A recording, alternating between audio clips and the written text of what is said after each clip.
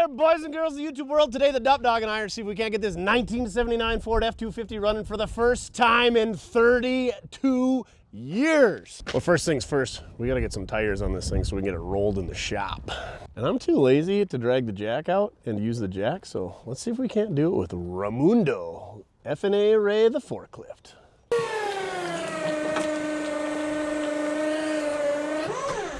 We interrupt your regular scheduled shenanigans to bring you this Mortske merch announcement. Head over to mortske.com, get yourself 25% off a Streamlight that says "Get Lit with Mortske Repair." And not only that, we're gonna throw in a magnetic screwdriver as well. But wait, there's more. We got the license plates off this truck. Yeah, that's right, there's 3 of them. We're gonna throw these in with a couple of lucky orders. So get yourself something that a license plate will fit in there, like a calendar, or maybe a t-shirt, or a fender cover. And we're gonna throw these in with a few orders, or a sweatshirt as well, Chin says. So head over to mortske.com, get yourself 25% off a Streamlight, get a free magnetic screwdriver with your Streamlight purchase, and if you order something that a license plate fits in there, you might get a Herbie Hancock Mortske license plate with your purchase.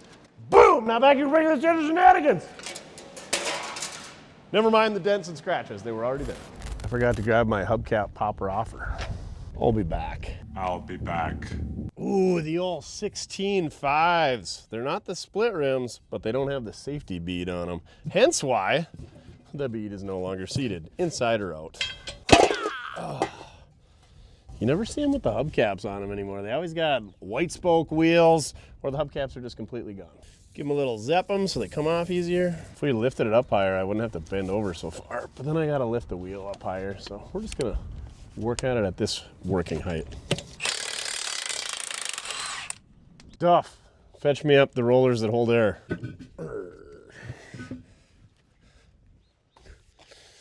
What do we got here? The old radial Baja wide track. Is that a 16.5? Sure enough, 16.5 light truck. Oh, good grief. That'll make you blow your rectum out. Sweet, now we just get to do that 3 more times. Minus the hubcap part.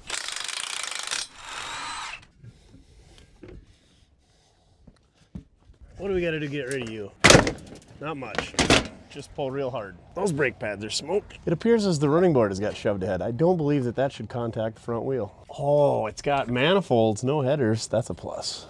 Every farm truck should have manifolds. Every truck should have manifolds. Do away with headers. Duff, are you coming to help me? It's your favorite part, where you spray the Zeppum on the wheels. Yay!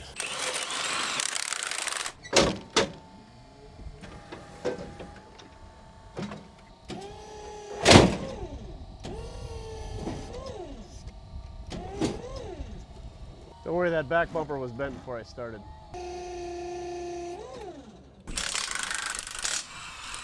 Well, the frame isn't rusted in half or buckled, so that's a plus. GMT 800 wheels don't clear the hub on a Ford. That's not a plus. Back to the drawing boards. It does fit on the front, so maybe that one will fit over here. Split rim time. Ah, fudge. Guess who owns a torch? This guy. Just gotta make a little clearance.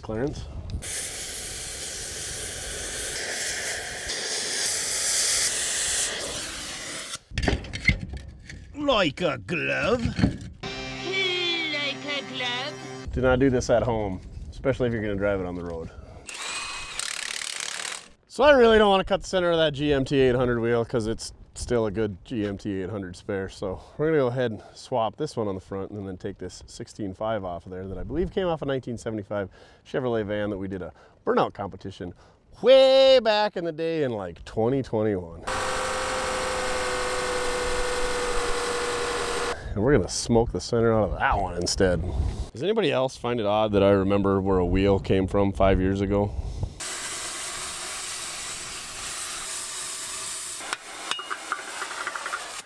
Now we got one that'll fit on the rear, because why wouldn't Ford have the same size hubs front and rear?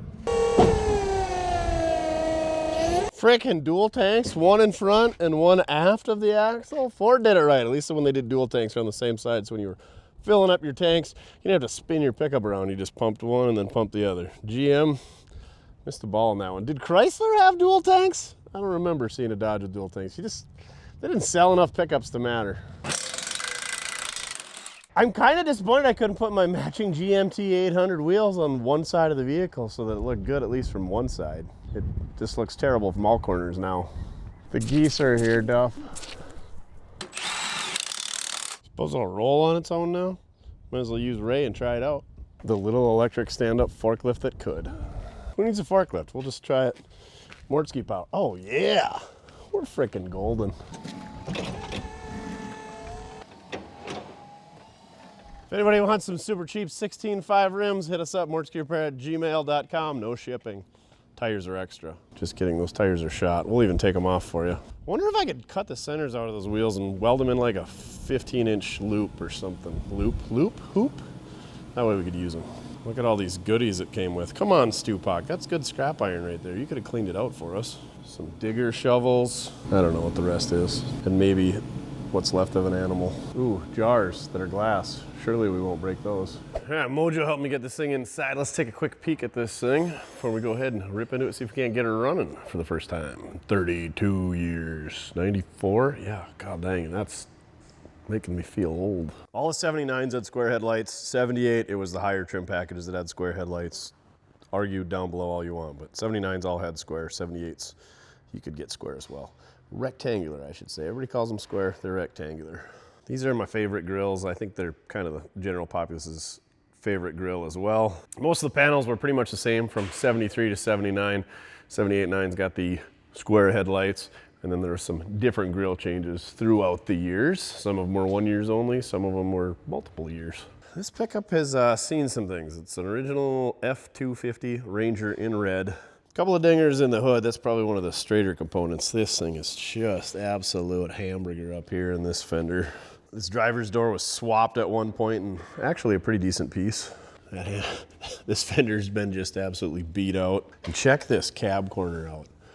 Holy hammered dog crap. Somebody rolled this pickup or smashed it, or I don't know what, but then they smashed her back into shape, or kinda. Kinda dig the brown and two-tone. It's always had a soft spot for me. The bed is not great.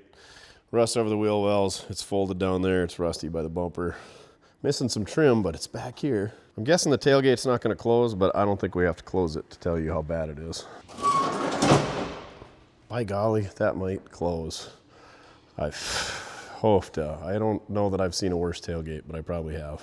It's got the Master Guard Road Warrior hitch for all your towing capabilities. 10,000 pounder. You'd think it was last registered in 93, but it's 94. Wait a minute. DEU 991. You know, with my criminal background, the only reason that I know that this license plate does not match is because this one says Bib, the old bibbed bandit down there in Oklahoma. Yeah, that's a not matching license plate. The last one that's legible on there is 92. So who knows? Maybe they swapped a bumper at one point. Or maybe they got mixed up license plates at one point. Who knows? Pretty common to put a chrome drop bumper on these things for a tow bumper. A lot of the pickups around here actually were shipped with no bumpers, and then they let the dealers put their own tow bumpers on there because everybody had trailers up in this part. I guess I should address this fancy headache rack. I don't know if it's homemade. Looks to be, but maybe it was factory made. Got a couple fog lights up top. It's got a whip antenna up on top of the roof and one on the side here. Oh man, they should have made it integral to the headache rack. Got ourselves a Made in USA tarp strap hanging up there. Oh, does this license plate at least match? Oh, come on now. Oh yeah, that matches the rear one. So they just never got the front one installed. The hardware was too hard to install apparently. What is that fancy tool right there? Come on now. We got ourselves an adjustable nose picker for the all the radius needs.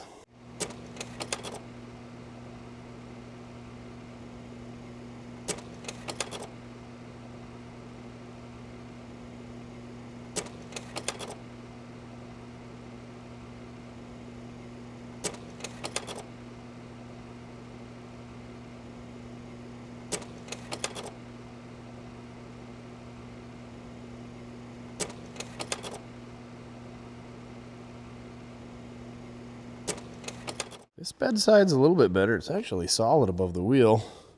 She's got a couple of whammies in it. Whammy! This side of the cab's way better. The door actually matches. A little rot in the cab corner.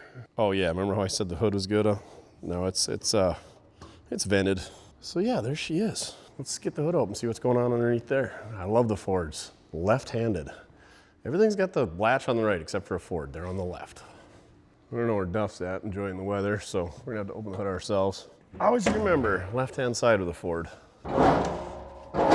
Those need some lube. So Stupak said it was a V8. I assumed that it was either a 300 inline six or a modified, but I think you could get these things with a 302 or a 351 Windsor, but let's take a look, see if we can't figure out what it is. It's definitely not an FE because 76 was the last year of the 390s. You can tell it's a modified by looking at the valve cover, and you hope it's a 400 and not a 351 just because they're bigger. I don't know if they're any better, but she's a modified.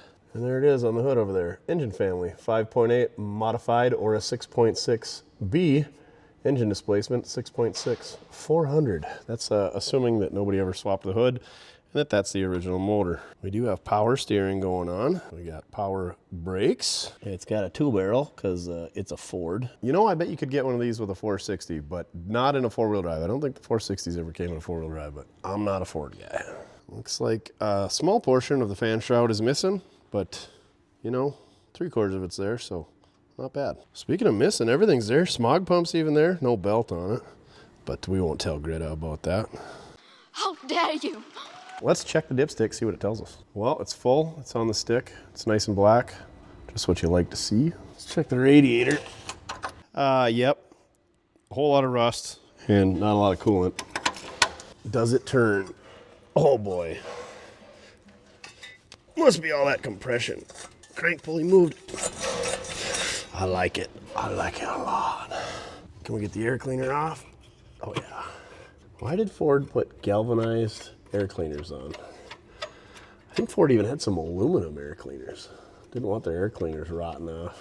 Look at all those vacuum hoses. Good grief, they're even hooked up yet. Ah, the 70s. What a time to be emissions. Come on, meow. All right, meow. Oh yeah. No mouse house, but, oh, never mind. Mouse house is in there.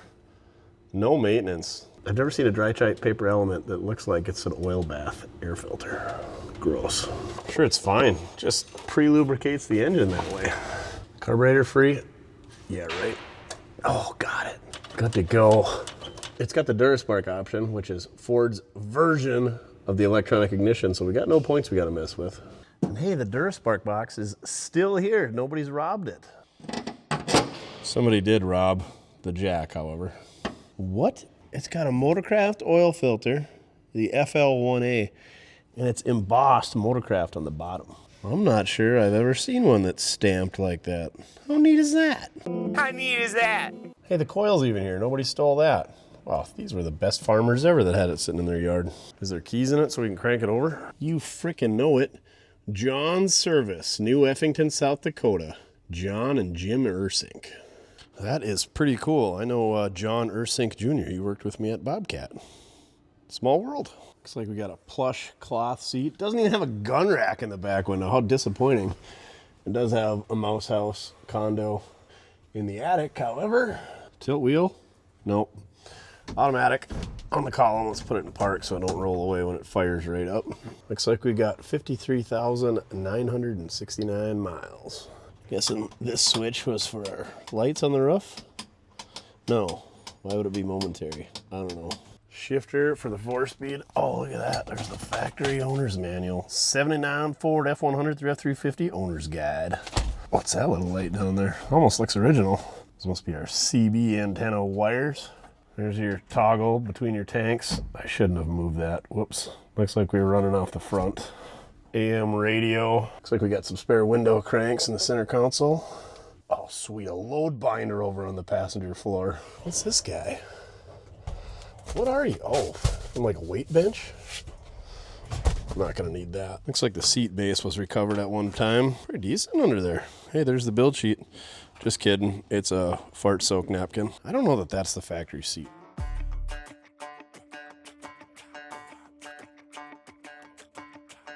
Why would you have a tan seat with red door panels, red dash pad, red headliner, red visors? Looks way too plush for a 3/4 ton pickup. We gotta see if we can get that load binder out of the passenger door. Or boomers, as they call them in some parts of the country. Yeah, I feel like that was a problem. Maybe that's why all the door handles are in there. I wonder what was going on here. Oh, those are magnets. Interesting. Maybe they were advertising their body work, the body shop that these guys work for. Tell you what, if you can fix this, you can fix anything that I got. Walt's Speed Shop is our battery sponsor this week. You too can be a battery sponsor at mortske.com. Nice, heavy, positive cable. Oh, that is a terrible negative cable. And it's grounded right to the inner fender. We're gonna go ahead and find a different one, and we're gonna go right to the engine. Unless we can find a version that's tied right to the engine, that would be handy. You don't ever want your ground to go right to the body. Maybe if it goes to the body and there's a jumper that goes right to the engine that's nice and heavy, but there's not. I guess we're gonna have to crank this thing over for a little while. We're gonna need all the voltages. So let's go ahead and see if we can't find a new one that'll work for us. So the best spot that I can find to mount this ground is the front of the head. And on a small block Chevy, they're 3/8, but on a Ford, it's 7/16. I mean, I can't get a 7/16 bolt through that dang old battery cable. So we're gonna drill this out. We're not gonna drill it out, we're gonna ream it out, because you drill it and the drill catches it and rips your hand off. That's what happened to one of my buddies the night before homecoming in high school, but that's another story. So we're gonna get some reamers over here, my favorite fabrication tool.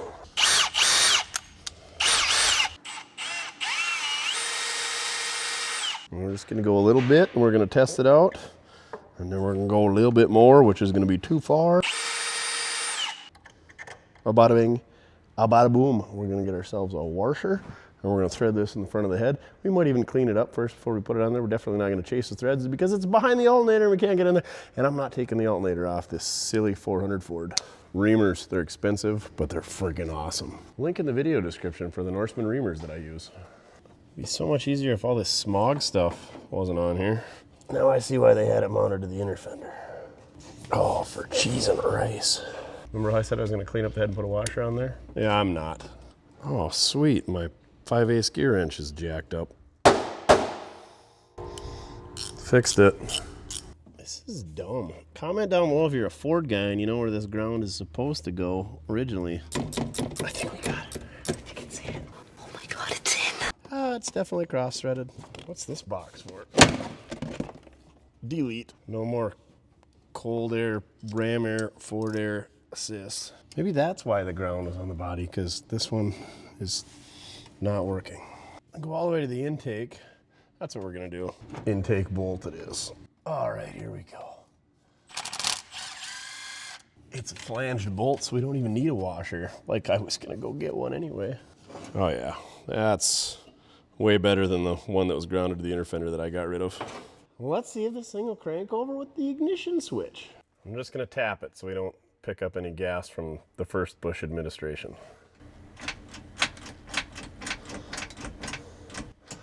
Nothing. Maybe that's why they park, because it doesn't crank over the key anymore. Or we could have a bad connection or a bad solenoid. The good news is Ford's got a solenoid right here in the inner fender, just waiting for me to screw up. Or maybe the starter is just entirely missing. The cable feels like it's hooked to something. So hopefully that's not the issue. What should we do to try to bypass that? All right, here we go. Maybe it's a bad connection on this terrible, just kidding, that's a nice battery cable. I always get mixed up which one of these ones are. It's the one that says S, not the one that says I. That is ignition. S is solenoid or starter or silliness or sandwich. Okay, nothing. Now we play the game. Is it the battery cable? Is it the connection? Is it the solenoid? Is there not a starter in this thing? Gonna get pretty basic here with just a test light. Hey, the battery's got power. Hey, there's no power at the battery cable. Oh, it's dim like me. Let's clean that battery cable connection up and see what happens. Here we go. Ooh, it's a little crunchy in there. Oh yeah. I can see my reflection in it now. It should be golden. Woo! How about now? Still nothing. Oh, it's because I gotta hook this back up to the battery. Nee. How about now? Ooh. Sounds crunchy. That's the word of the day. Crunchy. Like this weed. Don't do drugs, kids. Where is the fuel pump? Because I want to take the hose coming from the tanks off of that so we don't pump a bunch of bad gas into this thing. I think we're gonna call it Alfred. I think that was the guy's name that had this thing. Whole Alfred. Well, I'm guessing it's on the front of the engine. And it's not over here, so let's check the other side. Okay, there's the fuel line, comes to there. Oh, it's down there. Oh yeah, it's hidden right in there. Perfect. Don't cut that one or that one. Those are for the power steering. So many crunchy weeds. Hey, get your Get Lit by Mortske Repair Streamlight at mortskerepair.com. Tell you what, we're gonna sell these things 25% off. The dates listed below. We're giving you guys a screaming deal on these things. These things are freaking awesome. So head on over to mortske.com for all your merch and get 25% off a Mortske Repair Streamlight. They are an actual Streamlight banded Streamlight. They're freaking awesome. Oh, there's the line right there. Just, whew, that is brittle. Oh, please don't be any stinky fuel. All right, here we go. Let's crank it over, see if it sounds any better.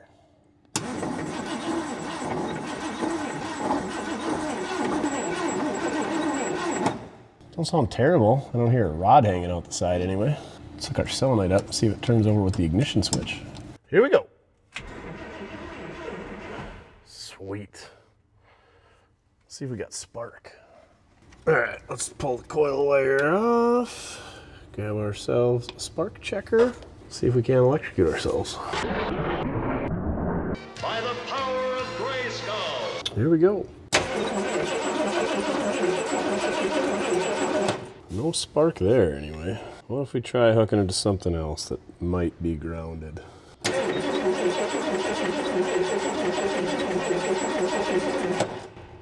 No spark from a Duraspark. That can't be. Sure enough, no spark. Duraspark boxes are pretty notorious for going bad, actually. All those wires look good. Wires come from the distributor, look good. And then they just go up and around along the firewall and into the Duraspark box. I guess we could check for power at the Duraspark box or just throw a different Duraspark box on. Another merch plug. You buy yourself a Mortske Repair Streamlight for 25% off. Chin will throw in a magnetic screwdriver with your Streamlight. So head on over to mortske.com, get yourself a Streamlight 25% off and a free magnetic screwdriver. We're just giving stuff away. We're gonna lose the shop anyway, so what the hell. At least we ship our own merch. We're just making affordable products for the working class man and woman. These connectors, I tell you what, I don't know what Ford was thinking, but they clearly weren't. We're gonna get the MojoCraft version involved, seeing as how this is a Motorcraft vehicle. We just do one on each side to hold the clips and one to pry the connector out. Is that gonna work? I feel like Ford should have made a tool for this and offered it 30 years later when they were all brittle like they are now. Got it. There's one more to go. Oh, that is brittle. So brittle. This connector is in sad shape. Got it. That one's a 2-pin. I think that one's got the power. And that's a 4-pin. And that one goes over to the coil in the module. Module? I don't know. Goes to the distributor in the coil. And this one goes to the cab. Let's check to see if we got power. All right, we're gonna hook our ground up to the power. Light still works, look at that. You can hook it up backwards. Is the body grounded? It is. So that tells us we can hook our light ground to the chassis and then check for power on the harnesses. Galvanized inner fenders. Heck yeah, Ford. I don't think we got power there. Shouldn't the red one have power?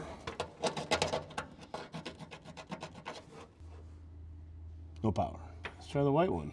One of these two going into the cab has to have power because the ones going over to the distributor, we're not gonna have any power from that. Hey, there we go. Well, we got power to the connector, so that tells us that everything should be good on the truck side. So it's either gotta be the Duraspark box, which conveniently has crapped its guts out. which if you're familiar with these, that's what they like to do. Sometimes they still work after crapping the rubber out. See if I can find a similar one on the shelf. So we got a Durspark box from a Bricklin, which is a Canadian supercar. Somebody happened to buy that car and the previous owner had thrown a whole bunch of parts at it and they were inside the car, so I just went ahead and helped myself when it was here. And that was in November of 2023, so I mean, brand new Ford ignition mod, or is that ignition? Yeah. Old DD Speed Shop didn't need those parts in the last 2 years, so mine now, sucker. Oh, didn't DD Speed Shop buy one of these pickups? He's gonna put a Cummins in it? All talk. All talk. Same connectors. Does that gotta be grounded? Probably not. Maybe. I don't know. Oh, all right, let's see if we got some spark now. Fingers out of the fan, out of the way of the spark. Loser switch, here we go. Please fix it. Yes. Maybe that's why they parked it, because the Durspark box was bad. Those Durspark boxes are basically like a GM HEI module. I think you can actually replace those with a GM HEI module and a little bit of creative wiring. I've never looked into it. I've done that on a Mopar. I don't remember what they call theirs, but anyway, we did it on the King on my Slant 6. Had the high energy Chrysler ignition, and then we put a GM HEI module, and it's been working great, even though we never really drive it. A couple times a year we move it around the yard, but anyway, those things are pretty prone to going out. Just like a GM HEI module. When they go, you pretty much lose everything, unless it's Chin and I in a station wagon 3.5 hours from home, and it kind of limps you along for a little bit until you get to the absolute middle of nowhere, and then it completely craps out. Check that video out if you haven't. We're back, and the ignition is not. We didn't make it very far on that go around, so let's give her a little hot sauce, see if it just happens to pop off. I would say that she's probably gonna run. Let's take a look at the bottom of this thing, see how everything looks, and then we'll go ahead and suck the fuel out of the tank, see how that looks. Maybe we'll get it running off its own tank. What are the odds it's still got brake fluid in it? Oh my gosh. The big reservoir is plumb full, and the small reservoir, which is the rear, the drums, is empty. So we should have front brakes anyway. Let's put some brake fluid in it. And maybe while we're underneath, we'll go ahead and take the rear bleeders out and bleed those. We only need front brakes for doing burnouts. I wonder if old Alfred ever did any burnouts in this hot rod back in the day. We don't have to look at how the exhaust is. Apparently it comes all the way back to there, and the mice were living in it. Missed opportunity on the tailpipe cam. That's some good stuff in there. Got a little brake fluid. Let's top off that front reservoir for the rear brakes. Drink up, old buddy. Ouch. First thing we gotta do with this thing up in the air is we gotta go ahead and get rid of this running board on the passenger side, because it's barely hanging on for life and it's rubbing against the right front wheel. So we can't be having that when we're out doing ranch things in our 3/4 ton Ford. Looks like there's nothing holding it in the front. We got one self-tapper here on this brace in the middle, and 2 more self-tappers going into the cab corner. Also looks like we had a little mouse party in the flex plate cover. Oh boy, even got a heat shield on the exhaust. Sure enough, Mouse House City inside the bell housing. Somebody at Wolf Ford and Ledgerwood probably installed these new.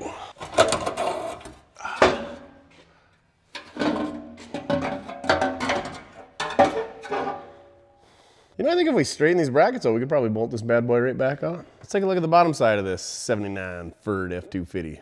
Ah, leaf springs. My half ton has coil springs.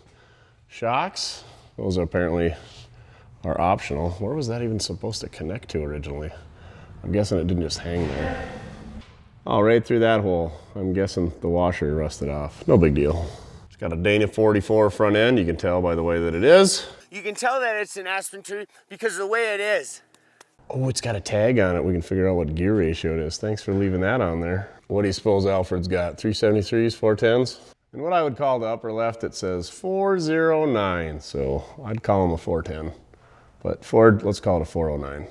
That Dana 44's got open knuckles and disc brakes. It does have an anti-sway bar as well. Looks like we got some single exhaust action going on over on the passenger side. I presume that would be a C6 transmission since it's behind a 400. It looks like Thurlow Welding and Machine on West Main Avenue in Fargo, North Dakota made him a fresh drive shaft at one point. Oh, it's nice and tight. That's the best part of this rig. Usually they're all slopped out on the splines right there. Jackpot. Looks like we got a cast iron transfer case. I'm guessing it's a 205, so it's part-time four-wheel drive. Look at this giant fuel tank that tucks right up against the drive shaft. Got a little heat shield around the glass pack, the world's largest glass pack at that. Great big old anti-sway bar on the rear as well. Hey, both shocks are connected back here. What a deal. We shouldn't have to worry about rust in the fuel tank as it is plastic. The rearward fuel tank is steel as well. I always got a kick out of this. They take a 2.5-inch piece of rubber and then squish it flat, and that is your fuel filler. Sure enough, the front filler neck is the same deal. Oh, trailer lights and Scotch clips. Perfect.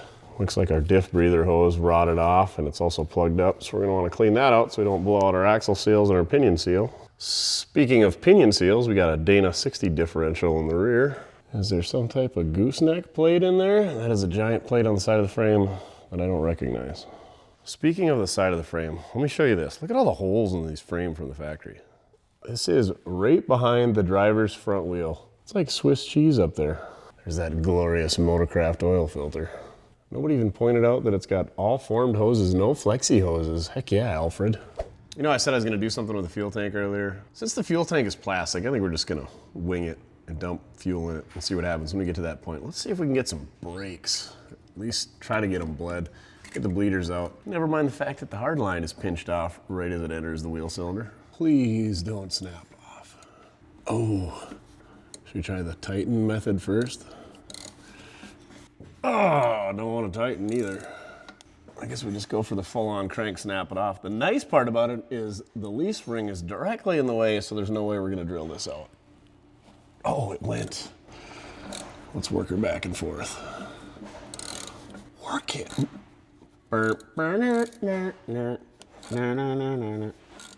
Salt and pepper. Oh, we got fluid running out the backside. I'm gonna go take a drill bit and a blowgun, clean this out, we'll put it back in, and it'll probably just bleed itself.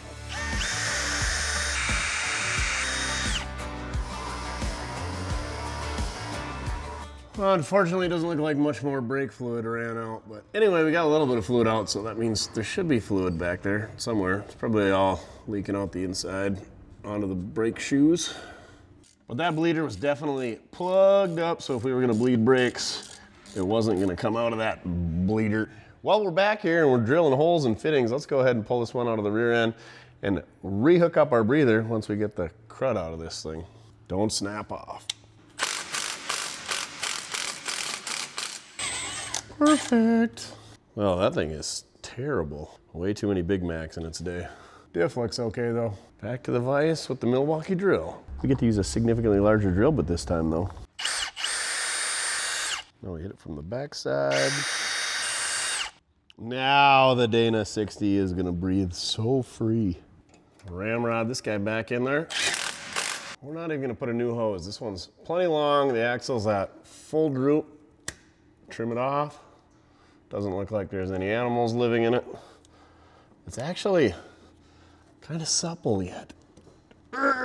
Go back on there. That way, it's pulling dirt from up there instead of dirt and water from right here and then plugging up. So, there we go. Maintenance. Speaking of general maintenance, if we don't have any oil in our Dana 60, it doesn't really matter if we got brakes or breather. So let's go ahead and pull the plug out and see if we got some oil in the old Dana 60. Tech tip of the day, you can use a 5/8 wrench instead of your Swedish nut lathe to round these things off. Well, it's not rusty, but it's also not running out. Oh, it's right to the top. Oh, Alfred kept his rear end full of lube. While we're at it, let's check the transfer case in the front diff. And this little drain plug is 9/16. The oil's not running out. It's never leaked. You can tell by how seasoned it is with non-oil. Where's the frickin' make, model, and year on this thing? There's gotta be a tag.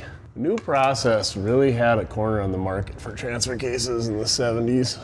I can't put my eyeballs in there to see, so I'm gonna go get the zip stick which is also known as a zip tie, to stick in there. See where the oil's at, if it's even in there. Well, it's a ways down. Let's pull out 80, 90 in there. So what you do with the zip stick is you bend it in a 90 and you stick it in there and you lay it down vertical and then you pull it out. That's how much oil you got. We're down about, I would say, 1/2 inch, 3/4 of an inch. Good enough for the girls we go with.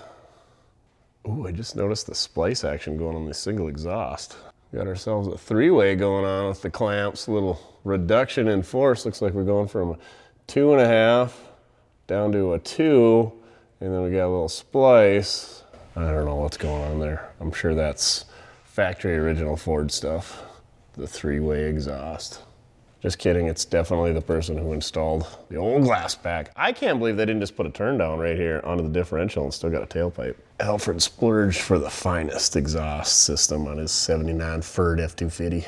Whoa, wait a minute. Alfred had a driveline vibration. See how that knuckle's pointing just about straight down? Yeah, that's as straight down as it gets. And you see how this one's basically off at a 45? Yeah. That's driveline vibration. Out of phase. This should be pointing straight down, or this one should be pointing straight down. Case in point, look at the front drive shaft. These knuckles are pointing straight down. Guess what the front side's doing? Pointing straight down. They're all in phase. We should take that apart and put the splines in correctly. He got the good exhaust, didn't get the good driveline guy in the rear. Maybe that's why it's got a new front driveline. He thought that would fix the vibration by putting a new one back there, instead of putting this one back in phase. Why am I even worried about this? We don't even know if it drives. We'll worry about that later. I'm gonna go ahead and put our drain plug back in our transfer case. We're gonna go ahead and move to the front end and just forget that we saw that that drive line is out of phase in the back. Dana 44, is there any grease in you? We didn't look at the breather on this one. Where's that at? Probably plugged up somewhere on top. Now wipe off your dipstick because you don't want to contaminate your front end with your transfer case oil. Oh yeah. Same deal, 1/2 inch down. That'll run. Where is that breather though? Oh, there it is. Still hooked up? Heck yeah, we're running it. Since we don't have to worry about rust in a plastic fuel tank, let's go ahead and hook a clickety-clack up to the fuel tank. Hopefully it's running off the front one. Hopefully the solenoid works. Hopefully a lot of things line up like all of the stars. But anyway, let's pull the fuel line off here, hook a clickety-clack up, see if we can pump some fuel out of that tank. It's probably not gonna go that well. I'm guessing it's not gonna pick anything up. I kind of hope that it does. It sounds like it's gonna,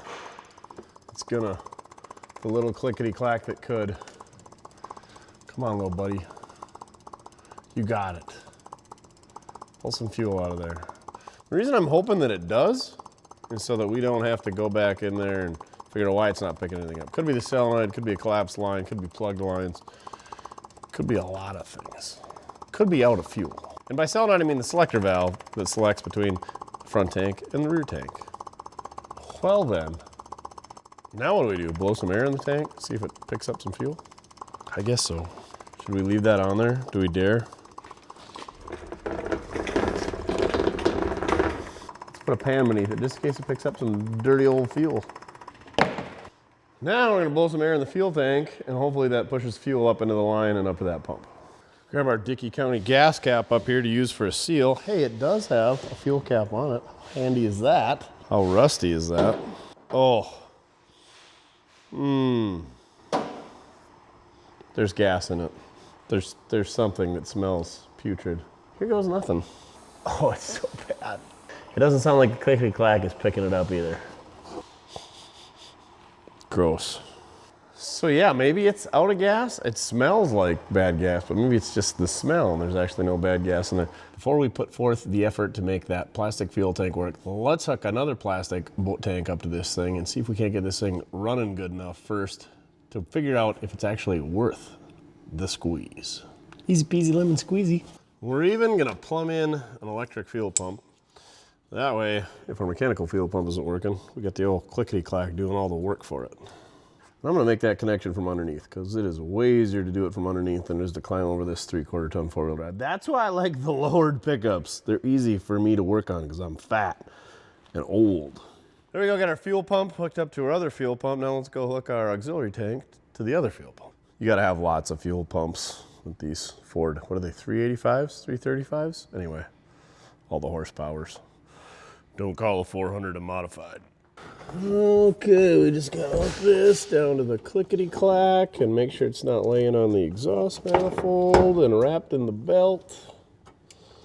Oh, Scotch clips, yay. What are you guys doing down there? Let's give this clickety-clack some power and see what happens. Want to take bets on if the float's stuck on our 2-barrel motorcraft? I don't think it's picking up fuel. Let's crank it over and find out. Here goes nothing. Slingshot engaged. Slingshot engaged.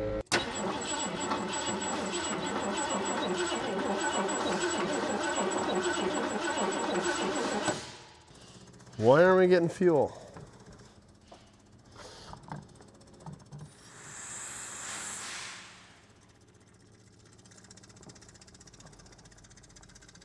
There we go. Maybe. We're making a mess. Where else is it leaking out at? Got a little fuel leak here, so let's put a hose clamp on that. God dang gas, can't afford to just dump that on the ground these days. How about now?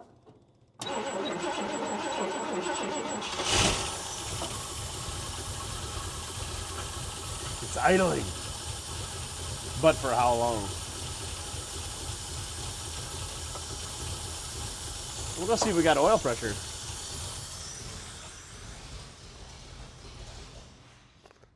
Guess it wasn't quick enough to see if we got oil pressure. How big is the mouse house pile getting? Ah, I think we got it all out the first time. It's not puking gas all over it. It's not making any crazy noises. I think we're gonna be all right.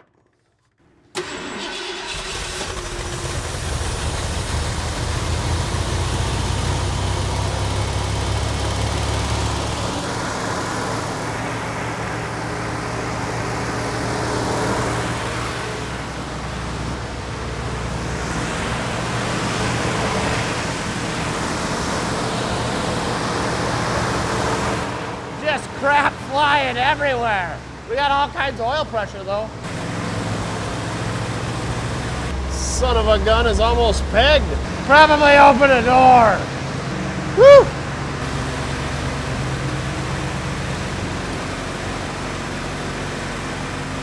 Maybe turn that idle down.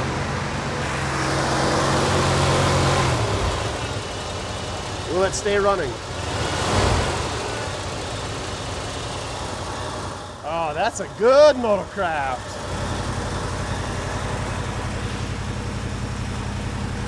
I guess we're gonna have to dig into a fuel tank. She don't sound so bad.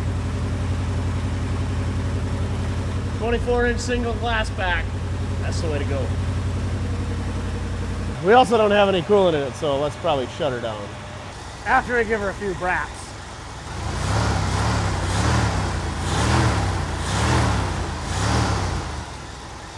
I think the accelerator pump's even working. We got ourselves a hot rod. God help me, I got a race car. Duff, you missed out. See if we can't round up some green coolant. Oh yeah? You wanna go for an RIDE or what? Yeah? Well, we gotta like figure out a fuel system and some other things probably. Check the brakes, you know? Coolant? Coolant. We're gonna put some coolant in it. Yeah. And then we'll go for an RIDE. All right. See if we got enough coolant around to fill this thing up. Also, where did the old coolant go? Please don't be a freeze plug. I don't see any leaks. And it's also not going down. Whoa. Now it's going down. Just had to burp the little guy. Drink up, Alfred. Drink up. Who are the great Alfreds of the world? Alfred Hitchcock? It's gotta be some other ones. Another burp.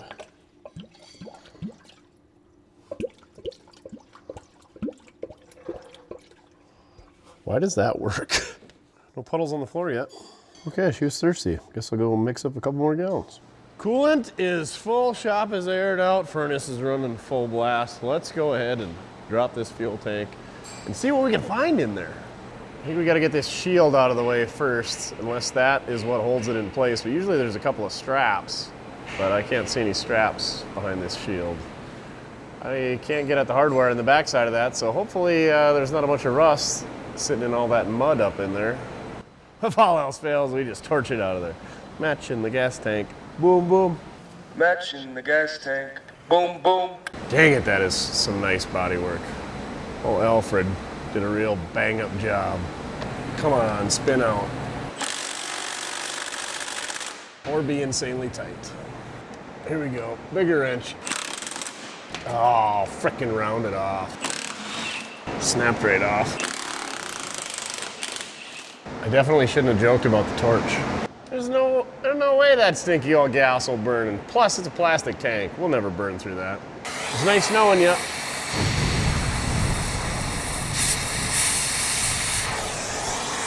Ha!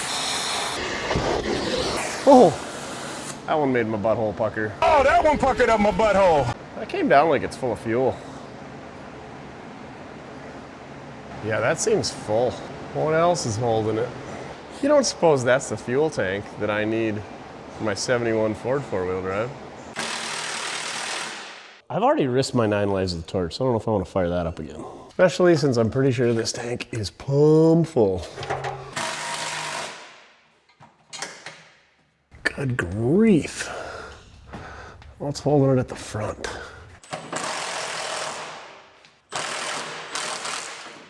Let's roll our dice with the torch on 4 more bolts.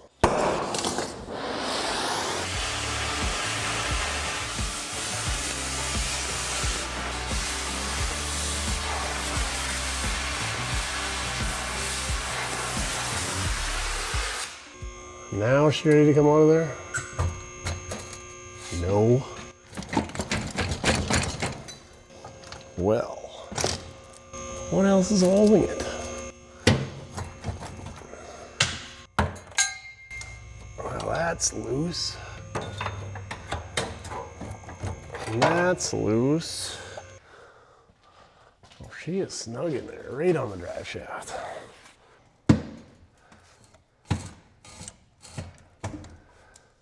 Definitely didn't get the center of gravity.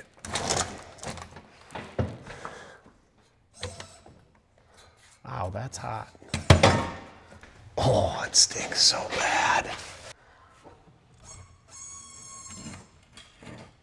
Oh, the hoses slid right out of it. That's convenient.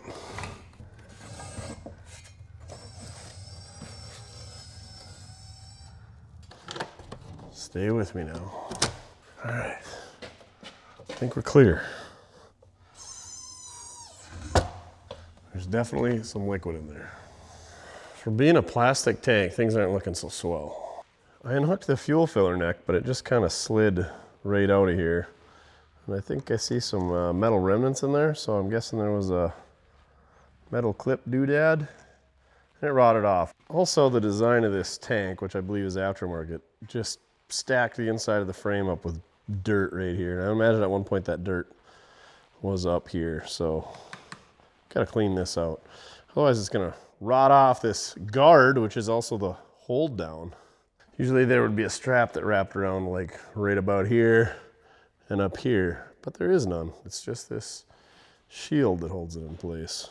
We got a breather here and a sender there, and it friggin' reeks. But it's plastic, so it should clean up. I'm just worried about whatever we got going on here. Well, there's no going back, so let's dig into it. Oh, ooh. It's like a rubber grommet in it. Feels like Play-Doh.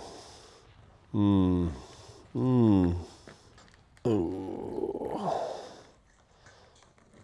You got one of those, Mojo? That isn't all.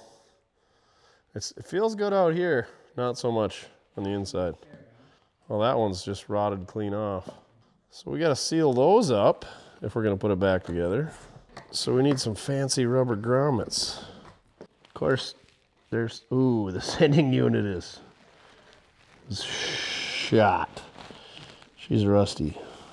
Being a plastic tank, I don't even know how it's held in there. It kind of looks like a Ford tank. Ooh, it's threaded, I think.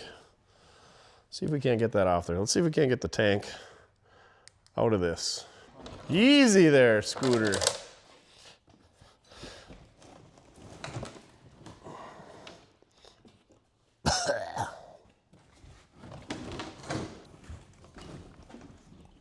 There we go.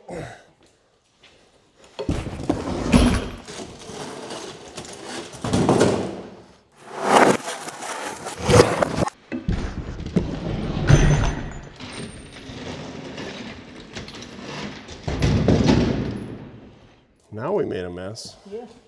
How'd you manage to drop both of them?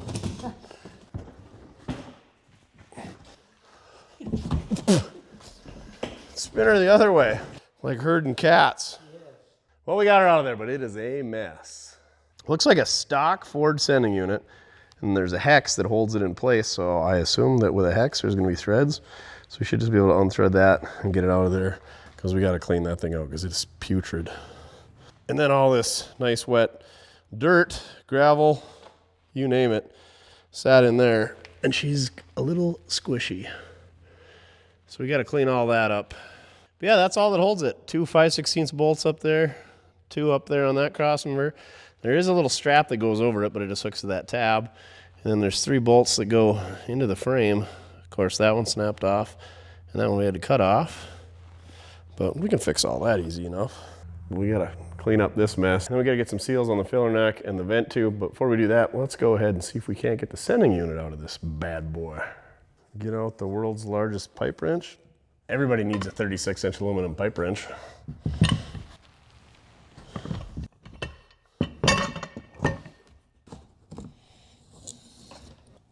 Wait till you see how bad this is. Oh, it's pretty much gone. The sender's gone, the pickup tube. That's why it wasn't picking up any fuel, because it's not long enough to reach the fuel. The good news is the rest of it's still inside. They got any type of sealing action going on here? Oh, the O-ring, like the factory Ford ones use. Anyway, we gotta get it cleaned up before we can do anything to see if it's even salvageable. And get the rest of that out of there. Yummy. Yummy! Before we can get it cleaned up, we gotta get the nastiness that is inside of this thing out of it, however. If only they would have put a petcock in the bottom of these things, or a clean out plug, or a drain plug. That'd have been fantastic. So there's the outside of that O-ring. It's nice and firm. And the inside is like Play-Doh. Clay. I think that's a stock style Ford filler neck though. So maybe we can get each of those yet. Maybe I even have one of these. I don't know about this small one. We just can't fill the tank all the way. It'll be fine. Well, let's see if we can't pump some petroleum-based something or others out here. Are you gonna pick up this nastiness, Mr. $6 clickety-clack?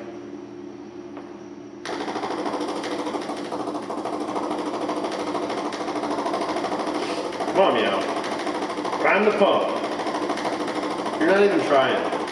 It's in the liquid. Thinking about it. Clearly, this is going well. If I tip this upside down, that kind of is the lowest spot, right? Maybe? This is going to be a mess. If I try to lift this onto the raise right here. Now, I just like this onto the forks. Oh, there we go. Balance, you piece of crap. I smell stinky gas all over the floors. I have to smell it for eternity. In theory, when I roll this over, it all goes in the tank. It doesn't spill anywhere. That's the problem with theories. They never work. There we go. Oh, it's smelling now. Oh, that's some good stuff right there.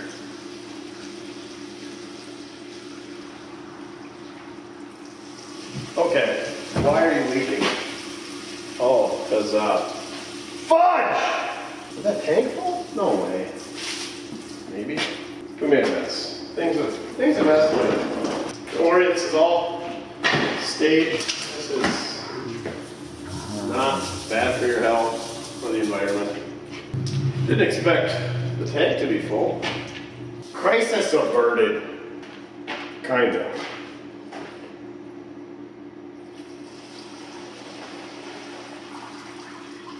Maybe.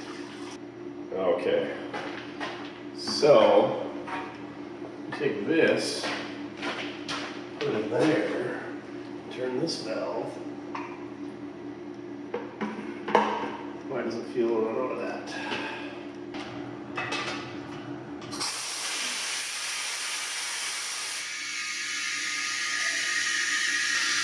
Why isn't it getting any lower? Oil's coming out of there. Did you plug it up? Oop, wrong way. Please stop! Did this slide down into the bottom of the tank and that sealed the stop part off? That was the dumbest thing ever. Did that happen?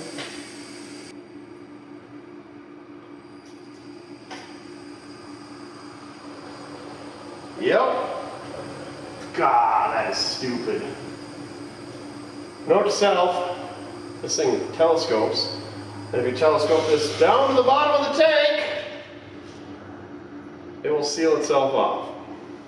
That is the dumbest thing I've done, at least all day.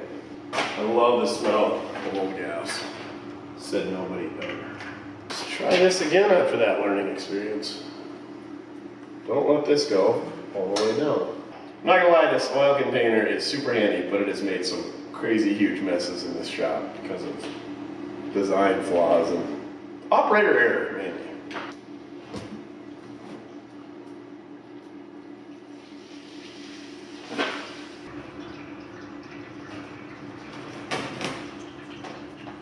Let's try the third one. Ah!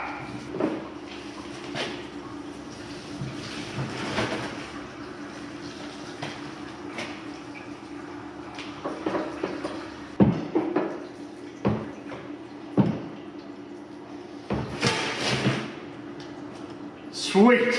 Sweet! Surprisingly, I think most of it came out of there. So let's take it back to the pressure washer and make it clean while I'm dirty so that I don't have to come back tomorrow and do this all over again. That's real varnishy. That's like engine oil. That's the good stuff. Hershey's. I may as well wash this thing too. Like, this is as heavy as the tank. Good grief. It's lighter now. After the disappointment that fuel tank caused, let's clean this bed out, you know, get a little feel-good action there, because I'm sure there's a lot of stuff in the back of this thing that's going to make me feel good, you know. Scrap's up, so there's probably some real valuable scrap iron back here. Maybe we'll find some gold bars or silver. Anyway, I got my scrap hopper, I got my trash can. Let's get this thing cleaned out. You gotta remember to save this bedside trim, though.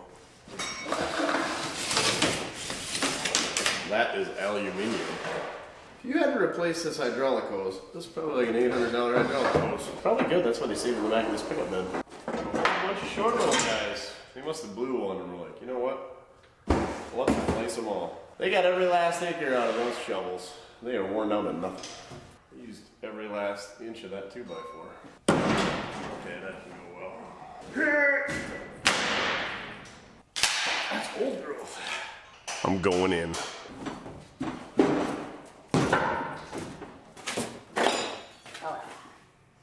Oh, some tennis shoes. Nice. That's right, we got them both.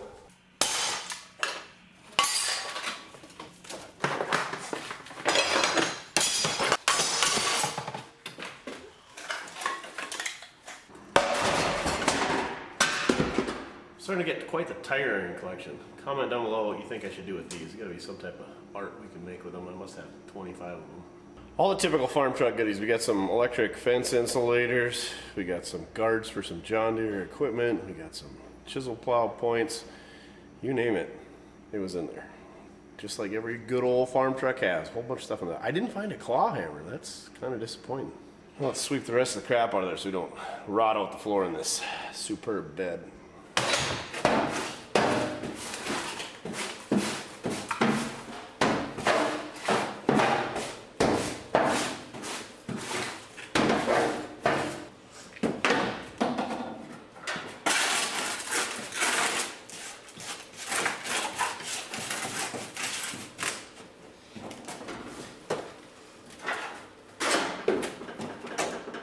Let's check this bed out. It's actually pretty good as far as dent wise. Usually you can see where all the cross members are where the farmers throw the rocks and other very hard, heavy pieces in here because they don't care about the bed floors. But old Alfred kept his pretty straight. I guess this was Smick's bed. Smickowski is who we got this bed from, allegedly. But anyway, she's pretty rotten over here, so the pickup must have been sitting at an angle like that, and that's where all the water sat because it's fantastic on that side. And that just so happens to be where the fuel tank was. So I think what we're gonna do, we're gonna throw our own fuel tank in the bed and run a fuel hose right through the bed floor, hook that up to our existing fuel line, bada bing, bada boom, we got a fuel tank. We don't have to find a sending unit and grommets for our other tank and make sure it's clean enough. Fix the bracket that holds it up in place, it's all rusted out. We just hook a tank in the bed, carry on with our lives. So let's do that. Plus now we got so much room for activities. So many activities! So clean. I'm gonna have to put that whip antenna up though. Well, let's fix these guys while we're up here. Oh yeah. Oh, gonna need to do some adjustment on the right one. Hey, the straightest panel on the whole pickup, other than they drilled a hole for an antenna. Roof is pretty clean. Hamburger Hand's gonna help us out here. So in order to bypass all the fuel solenoid selector valve, I just cut the line here. And as I cut through that, I quickly realized that hiding behind all of the dirt, there was a chunk of rubber. So anyway, we'll just have to have a little bit longer chunk of rubber.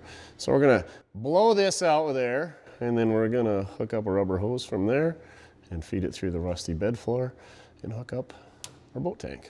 Yay. I wonder how rusty this is. Uh-oh.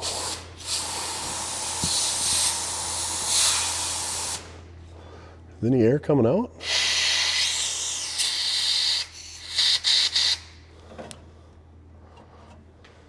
Maybe I'll blow on it from the other end. Oh, it stinks like bad fuel up here. Fuel hose is routed through the floor. Now we just gotta hook it up on the other end. While I'm under here, I'm gonna run a new rubber line from this steel line to the fuel pump as well. The stinky gas smell is just starting to go away too. We'll cover it up with some fresh gas smell. Now we just gotta put a tank in the bed. Well, that's what we need is a service tank for this old farm truck. Into your new home you go. If this thing's anything like the 400 in my 71 Ford, I don't think we're gonna be going very far on 6 gallons. Speaking of 6 gallons, it's got about a half gallon in it, so we better top it off. I checked the fuel prices when I went to town today, $3.39 a gallon. How much is petroleum per gallon where you're at? I don't know, it's probably 89 octane if it's comparison. You can't get 91 around here. You gotta go to the big city to get that where they got the stoplights and Starbucks and such. Oh! So at $3.39 a gallon times 6, 20 bucks, huh? You know what BOAT stands for? Bust out another 1,000. I'm sure you know the best 2 days owning a boat, the day you buy it and the day you sell it. We haven't had a good dad joke for a while. Oh, speaking of jokes, Chuck Norris. Old Chuck Norris passed away, and there is some good jokes about Chuck Norris. Back in the day, Chuck Norris jokes were the thing. When Chuck Norris works out, the machines get stronger. Sharks go in a cage to swim with Chuck Norris. Chuck Norris doesn't breathe, it holds air hostage. Chuck Norris doesn't call the wrong phone number, you pick up the wrong phone. Chuck Norris doesn't have hair in his balls because hair doesn't grow on steel. Chuck Norris doesn't do a push-up. When he does a push-up, the earth moves. Chuck Norris never had chicken pox as a child because chicken pox were too chicken. Chuck Norris was the first man to climb Mount Everest with his teeth. Now back to your regularly scheduled shenanigans. R.I.P. Chuck Norris. I was thinking there was no way on God's green earth that this tailgate was gonna latch. So I harvested our tarp strap out of the trash. But I think it'll latch. Well, it might latch, but it'll never. No way. You were gotta be kidding me. The latch and the handle both function.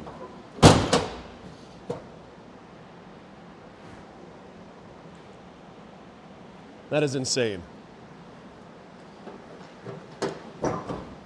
That is a testament to the quality that is Ford. Well, I mean, it ain't perfect, but that's great. I just didn't want to go and bang, scaring me going down the road, because I want to know what the bang noise is, like the drive shaft shooting out or a rod escaping, not the tailgate falling down. This side I don't think is gonna go. Maybe if we had a ratchet strap pulling from up there to get it to go in, it's gotta go in about, oh, another inch, 3/4 of an inch.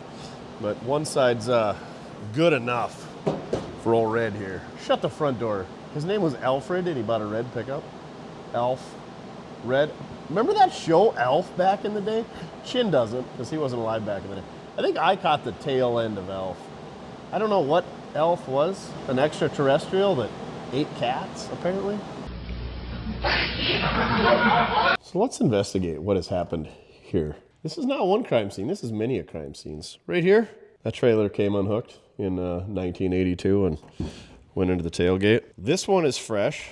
That was from somebody pushing around with a loader tractor with a bale. Somebody pushed it around with a skid steer. Got it there. Not me. Right there, I think they backed into a fence post. Right there was a ladder incident back in 81. Here, that was a combine backed into it in 84. And there's plenty of other crime scenes going on here. If this thing could talk, it would scream. But by God, it still latches. Amazing. Do that with your 2026 F-250 tailgate.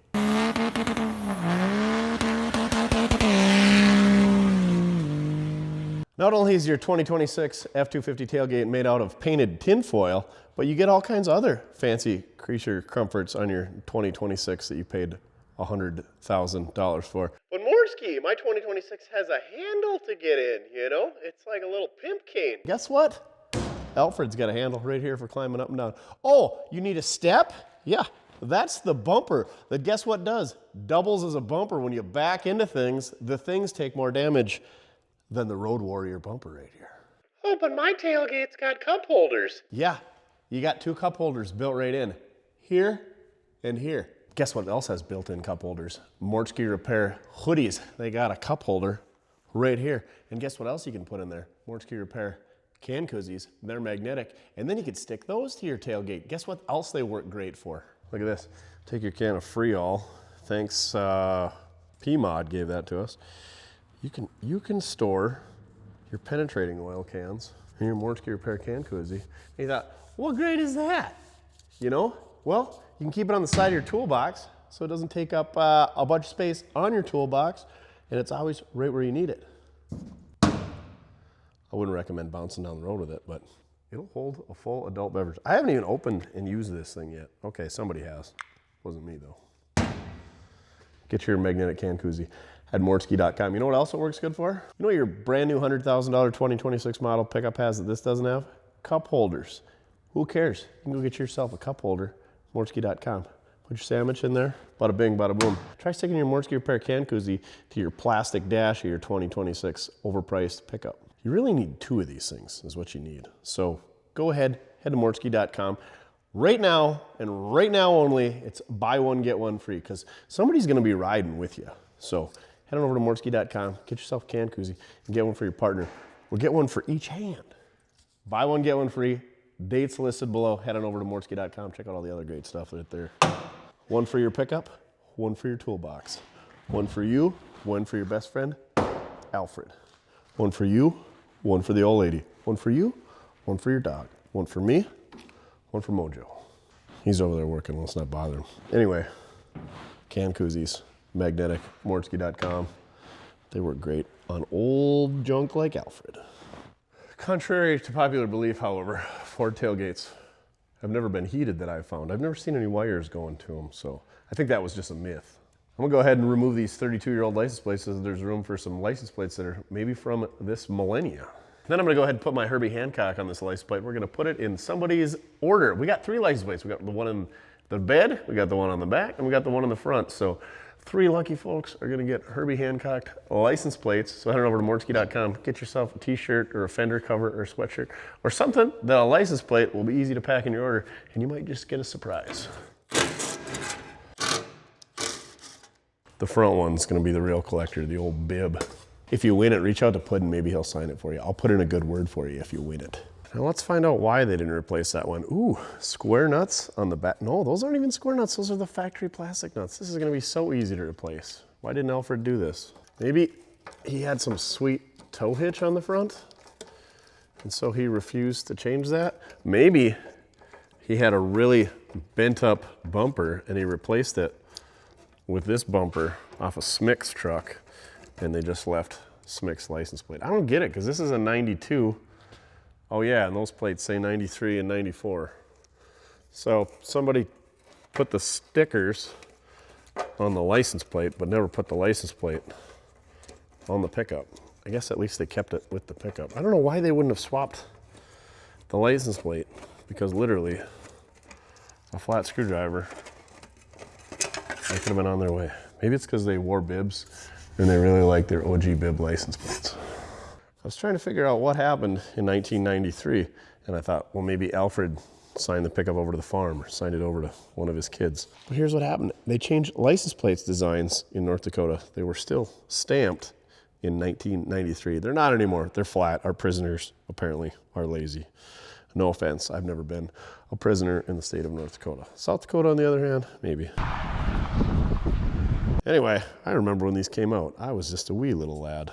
I'm guessing the Centennial plates, I think, what was the Centennial in North Dakota? 88? So they probably had these for 4 years. Oh, 89, dummy. I was close. I'm a wealth of useless information. So anyway, they ran those from 89 to 92 year. Worthless information. Don't ask me when they ran these until they got really ugly. They're really ugly now. I don't even have any current plates in here. There you go, your worthless information on North Dakota license plates. And head to mortske.com and try to win yourself one of these Herbie Hancock vintage North Dakota license plates. Let's go ahead and rephase the drive shaft. Let's lube it all up ahead of time. And then go ahead, and this thing will drive so much better because it's gonna be in phase. Hey, look, I actually got some on there. The good news is we only gotta take one end of the drive shaft out because we just gotta spin it around. We don't have to take the whole drive shaft out, just one end. And I'm gonna take the front end because then I only gotta move the short end of the shaft. Work smarter, not harder. Not harder. Work smarter, not harder. Just the light end of the drive shaft, the short end, instead of the long, heavy end.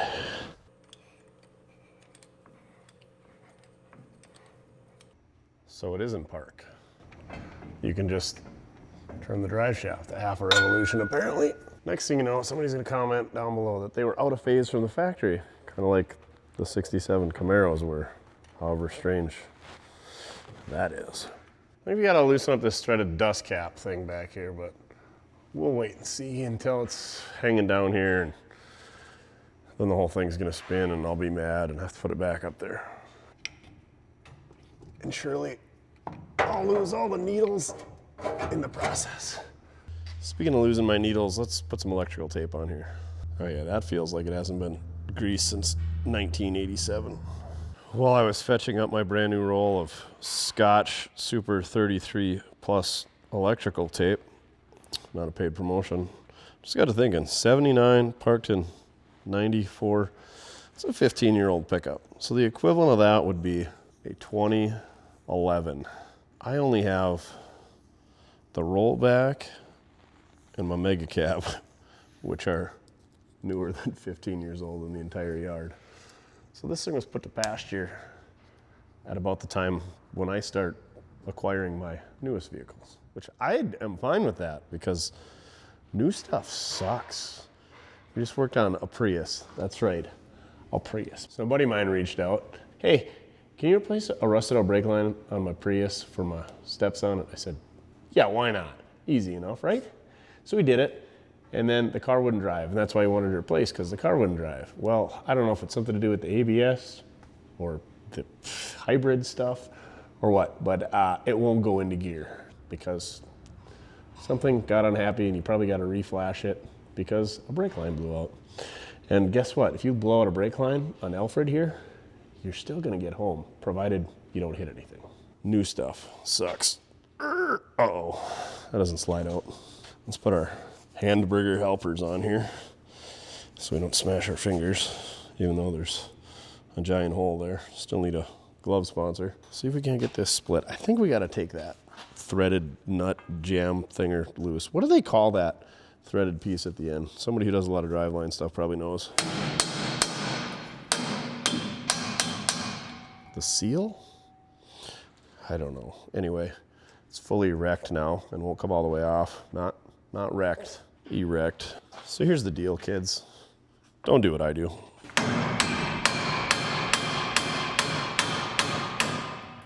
Yeah, that ain't moving. I think we gotta take that loose. And it's perfectly round. Well, not perfectly round, but anyway, there's no hex on it. So let's use a pipe wrench. You know who uses pipe wrenches? Plumbers. Want to hear a plumber joke? 3 things you gotta know to be a plumber. Poop runs downhill, payday's on Friday, and don't bite your fingernails. There you go. Now you're a certified plumber. Comment down below if you got any good trades jokes. Welders, plumbers, electricians, carpenters, masonites, is that what they're called? Guys who do bricklayers? I don't know. So now this slides off. It's like I knew that I shouldn't have done that, but I still did it anyway. You guys have done that, right? How about if we turn that perfectly horizontal and one side's gonna be vertical, and we turn this one perfectly horizontal and one side's vertical. Boom. Back in phase. Guess who's back in phase? Is that the Backstreet Boys? Backstreet's back, all right. The only reason I know that is Chin listens to him all day. So when I walk into his office, like he's got an office, that's what he's jamming out to. Who's in the Backstreet Boys? Was Nick Lachey in the Backstreet Boys? He was married to that Hilton gal, right? I don't know. No, it wasn't Hilton. It was, I don't know if she's ever been married. Remember when reality TV was a thing? Guess what you guys are doing? Not watching reality TV, this is all staged. Who was Jessica Simpson? That's who he was married to, the one that's like, but buffaloes don't have wings. I don't eat buffalo. Buffalo, idiot. What a time to be alive. Thanks, Polly Sr. and Jr. for making reality TV a thing so that I can have a career. What is a career? How long do I have to do this so that I can say I was in the adult entertainment industry? Because I presume most of you watching are adults and this is entertainment, right? What is the length of a career? Alfred just crapped in my mouth. Yeah, now am I gonna be able to get these slid back in? Probably not. Got it. Other one should be easy, right? Top side's easiest. Alfred, you're gonna be so happy being in phase. Really, this is probably why they parked this pickup, because it had a terrible vibration after they took it to Wolf Ford in Lidgerwood, North Dakota to get some driveline work done, put a new U-joint in it. And it just never drove the same after old Hank worked on it. Ugh. Just kidding. Hank's a good guy. Now retired from Wolf Ford. Comment down below if you know who Hank is. He's not king of the hill. I provide the people of this community with propane and propane accessories. One drive shaft successfully rephased. I couldn't live with the wheels on that thing. I'd really like to find some factory style wheels, but 16-inch, so we got some wheel options. I always thought there were some options for 16.5s. There is some options, but very few, and they're expensive. Right, Duff? Listen to the internet. So what did I find? Some chrome spoke 16.5s. Goodyear with the custom high milers. Painted blue. And some other junk. Pretty sure that's a 16.5 and that's a 17. And those are rallies, aluminum wheels, everything else. But anyway, these are full of water. So rollbacks are handy. So you can just roll them up and down instead of having to lift them up. So let's throw them on the tire machine, get the water out, put some tubes in them.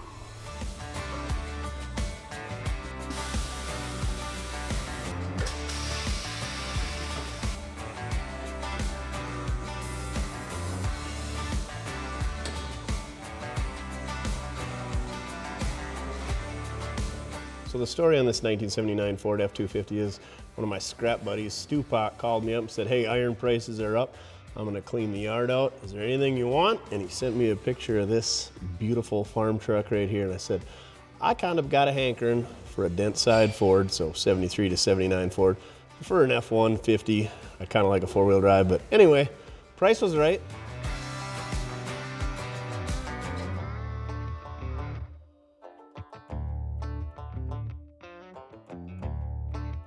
This is a real treat. There's a lot of water in these things. And we gotta get that water out. And they're a real pain to get dismounted, so yay for 16.5s. Tire water. Now we just gotta sneak a tube in this bad boy, see what holds there, and then do 3 more.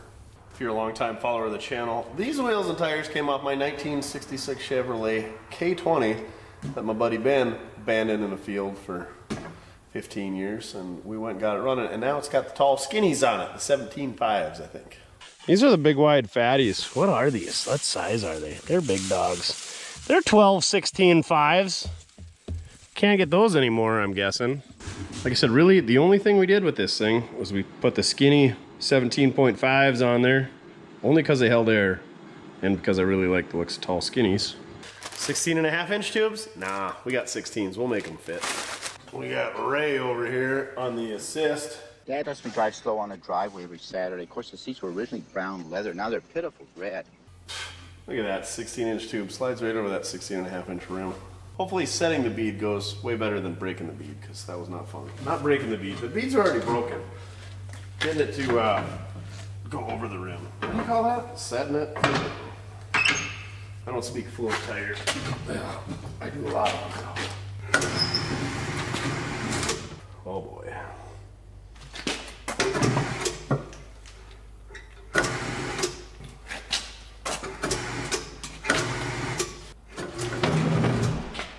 Come on, meow. That's where it's gotta be. Ouch. Please don't kill me.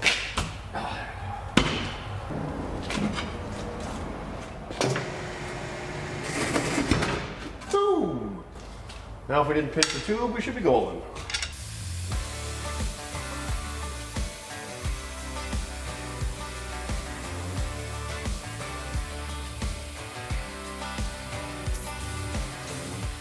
Now, with the magic of YouTube, the other 3 are just gonna fix themselves. You know, it never even dawned on me to see these chrome spokes that fit over those hubs before we went and did all that work. By the way, it pretty much took me all afternoon. Also, I'm not gonna lift this up to that hub. We're gonna let the hub down. These things are heavy. Oh, are these taller? Of course. All right, let's go up a little bit. In case you're wondering, these are a 12-16.5 LT light truck, 6-ply. So let's go. Yes. I really wish Benny hadn't painted these blue. They were chrome and probably not in the worst shape, but anyway. I'm not committed to scuffing them and painting them white or cleaning the chrome up or anything. I just want 4 wheels and tires that match. I guess Mojo decided, since it's the first nice day we can have the doors open, he's gonna go do some cleaning. He's out dragging the yard, and the Fordson died on him a couple times, so we stuck a new condenser in it, so he's out testing it out. Oh yeah, that looks way better. This thing definitely needs some white spokes. Maybe someday.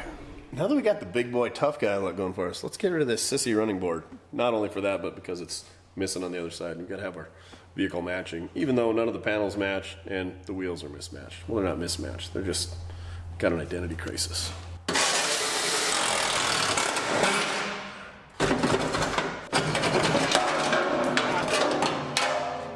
Oh, she's a big boy now.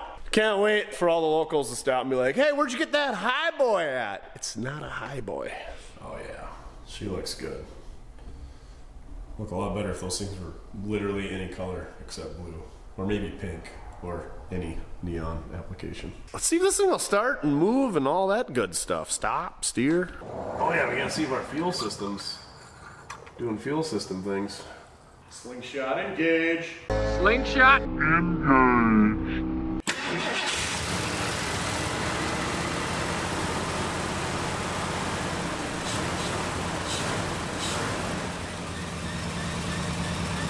Got power steering fluid? Never checked that yet, have we? Oh my. Not on the stick. But can we see it in the reservoir? Kinda, we'll throw a little in there. Let's check the trans dipstick, Jimmy. Where's it even at? Way in the back. Well, it must be picking up fuel. Oh my god, it's not empty? They're always empty. Just kidding, it's empty. How come automatic transmissions always leak the fluid out? Yes, it's Dexmer. Fords love it. Overfull, perfect. Let's see if it attempts to go forward and backwards and if we got brakes. Oh yeah. And brakes. Forward. Nice. Let's see if we can't get this thing back outside. Take a look at her out in the daylight with her fresh new wheels on it. Maybe we should put it on a Raptor chassis that's not all smashed up. All the tow pigs lined up today. Had to move everything so Mojo could drive the yard.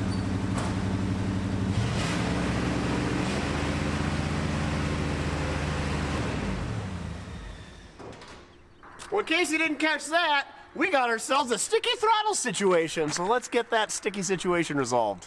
I guess I noticed it when I was revving it up by hand, well, just when I started it. Now that the throttle is not going back to idle, so instead of resolving that, I'm just gonna resolve it now, I guess.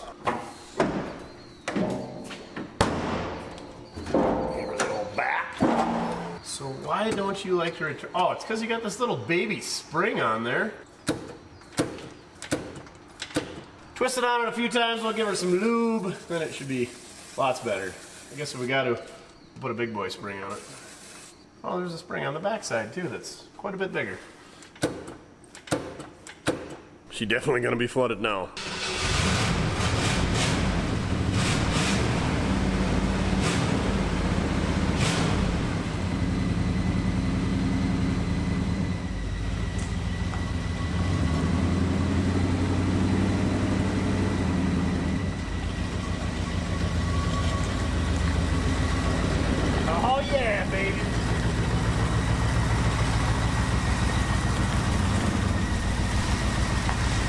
Steering not so good.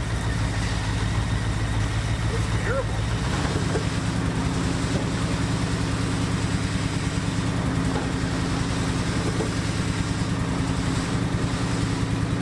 Definitely didn't help adding the big tires.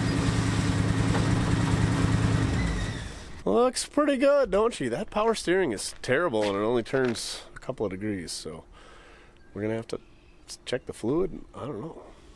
The big tires obviously aren't going to help the power steering situation, but I don't know what else to do. Bad pump? Bad gearbox? I don't know. It's not really squealing. That thing does have a pretty cool look to her, though. Why does it sit so low in the front compared to the back? What's going on there? You guys seeing that? It's way higher back there than it is in the front.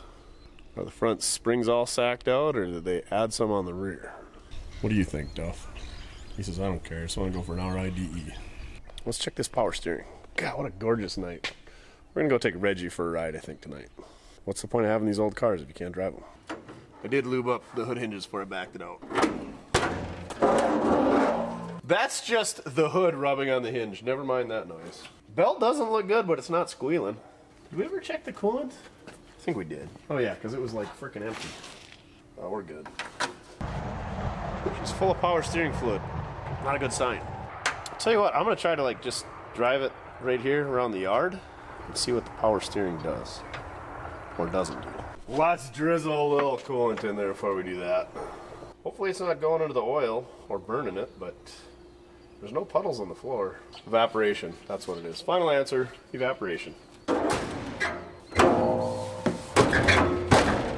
was just thinking, this is the second red 79 Ford we had. We had the crew cab car hauler back in the day.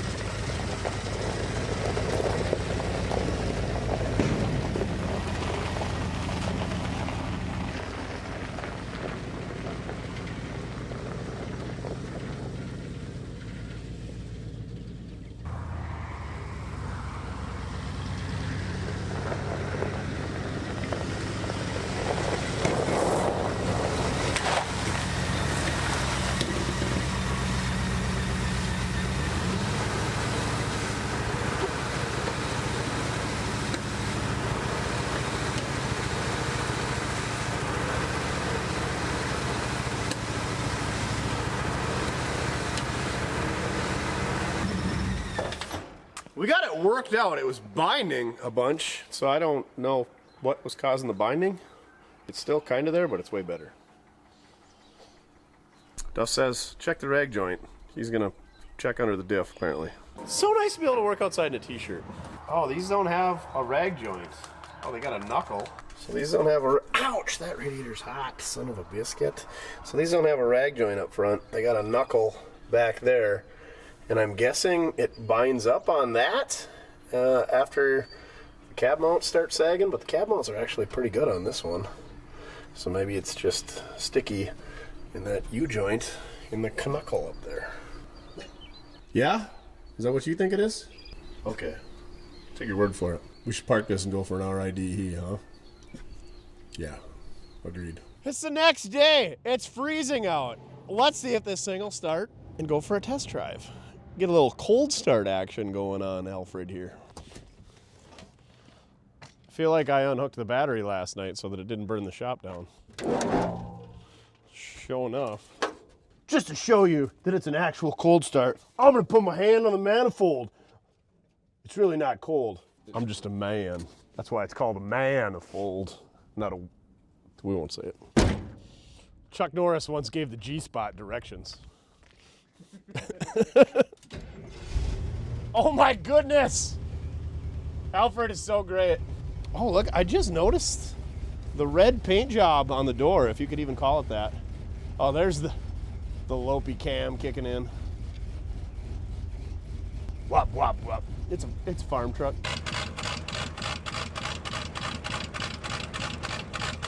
It's got the high output heater. We're gonna need it today. Load up!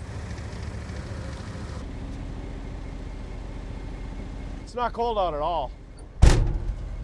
Close the old wing window here, the pneumonia hole. I don't think it closes. Ugh. Ready to go, Duff? All right, let's do this. Idle's right down. You know, we did all the work on that drive shaft to get that in phase, and then we put these square old tires on it. Bad idea. Farm truck, let's take some farm road stuff. Let's do farming things. Let's go check the crops.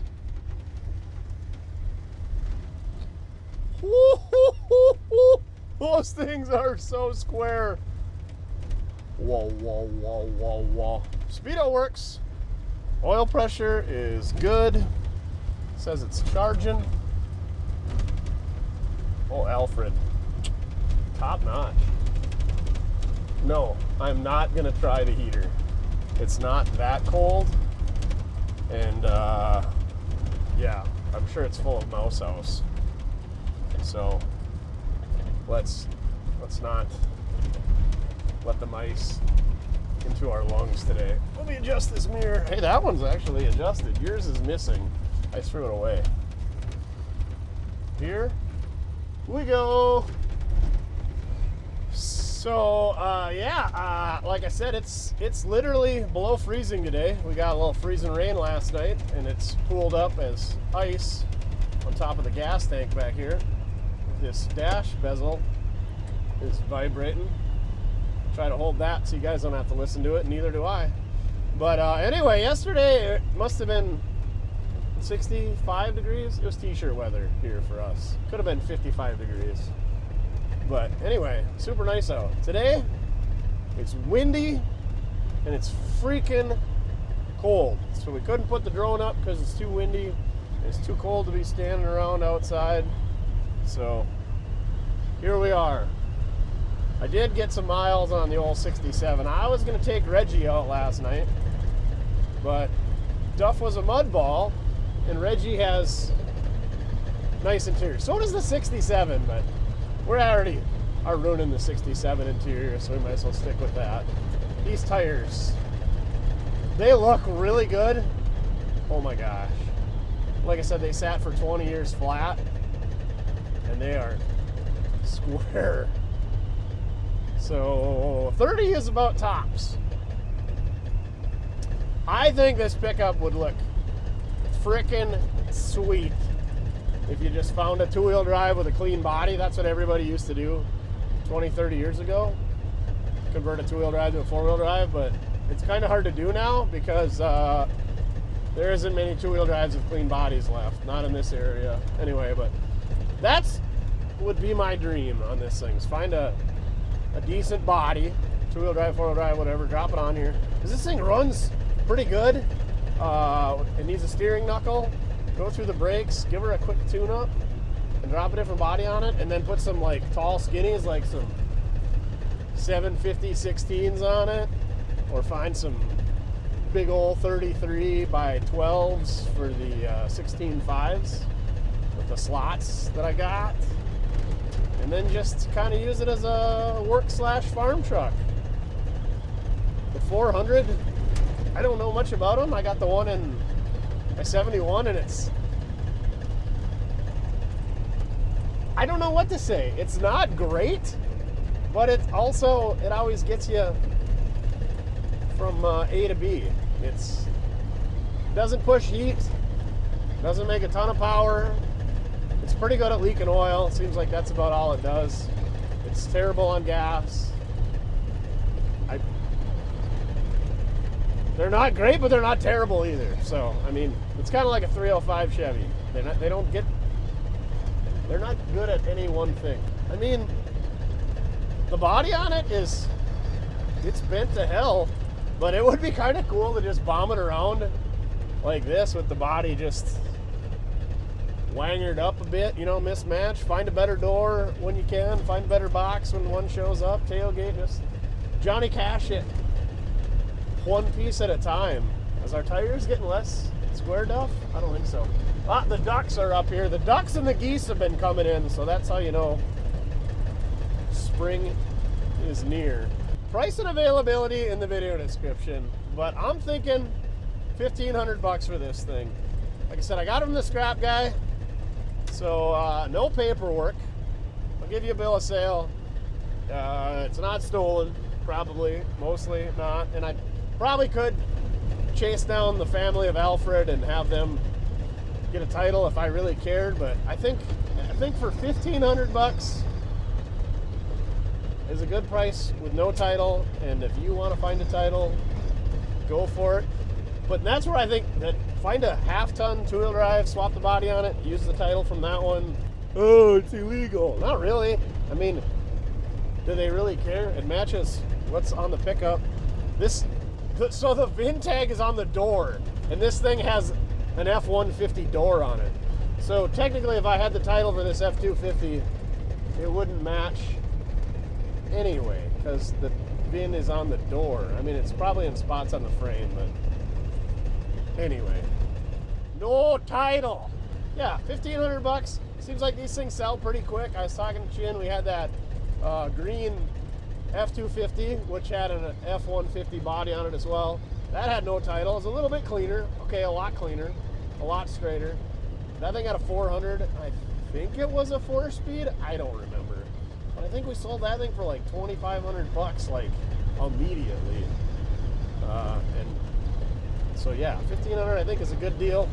They're not making any more of them. Plus, this is the 78, 79. So that was a 77, I think. And in my opinion, these got the best front ends of the dent sides. And I don't care. I guess I'm a GM guy. That's what everybody says. I hate them all equally. But the Ford dent side is far superior to a square body. As far as wind noise, door latches, tailgate latches, that part is great. The only thing that sucks is the interchangeability. You know, you got the inline 6, you got the modified, you got the small block, you got the big block, and like nothing freaking interchanges.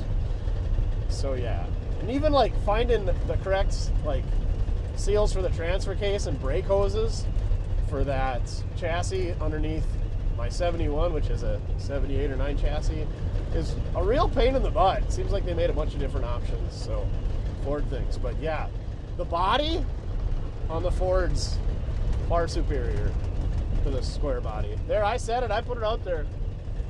Even a bump sides, dent sides, way better bodies than a square body. I don't know, everybody loves square bodies, but they're pieces of crap. They rust out, the door latches suck, the hood hinges suck. I would say they're grossly overpriced, but so are these pickups, in my opinion. Everything's just overvalued for what they are. The nice part about all these pickups, though, Fords and Chevrolets anyway, is you can get pretty much everything. You can open up like an LMC, or there's a bunch of other suppliers, and you can order all the body panels, all the trim pieces, all the little trinkets, and you can basically rebuild one of these pickups, which is freaking awesome for an old farm pickup that's 50 years old. You know, that was something that you could only do with muscle cars for the longest time, and now you could probably buy brand new cabs for some of these things. Okay, maybe not. That might be a little bit excessive, but this thing has just gobs of oil pressure. It's nice and smooth. I would definitely go through the carb and give her some plugs, wires, cap, rotor, all that good stuff. Throw some new belts and hoses on it. The temp gauge is coming up. It's still at the bottom end of normal. It's running nice and cool. Yeah, this thing's, it's pretty decent. The seat is comfortable. The radio does not work. I tried that. Oh yeah, it needs a fuel tank. Speaking of that, we probably shouldn't get too far from home because we got 6 gallons of fuel. And if this thing's anything like the 400 in my 71, you don't want to get far from home with 6 gallons of fuel. I would go through the brakes as well. The exhaust works, but I would go through that. So, you know, just throw another $8,000 or $10,000 at it, and you'll have a $1,500 pickup when you're done. It's a labor of love. Let's be honest. If you want a really nice 79 Ford pickup, go buy that done one for $25,000, because you'll have $40,000 into making this one a $25,000 pickup.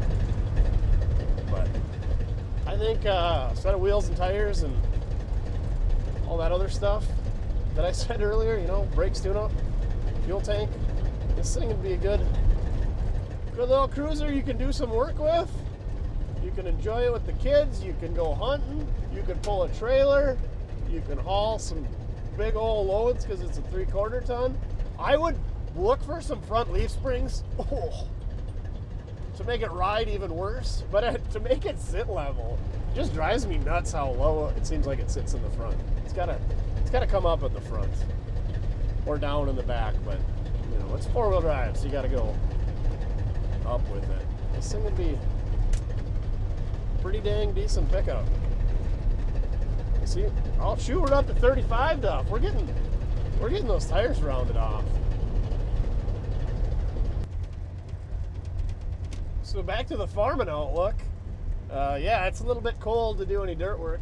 Seen a few guys out there scratching around. Not a few. I saw one person out there digging around. They were probably just testing equipment out or something, because it's too cold to start farming yet. Maybe wait till middle or end of April, I suppose. So give her a couple weeks, few weeks, month. And then these boys will be going full swing.